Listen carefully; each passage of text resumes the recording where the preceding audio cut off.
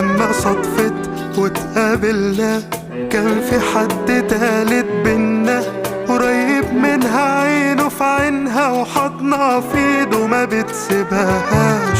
ولما صدفت واتقابلنا كان في حد تالت بينا، قريب منها عينه في عينها وحضنها في ايده ما بتسيبهاش. داري في نفسك وامشي وفارق، انت خلاص خسران مش فارق.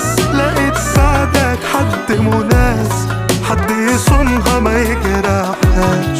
فاكر يعني هتستناك، وضع طبيعي انها تنساك. هو معاها وهي معاه ناسية وفاكر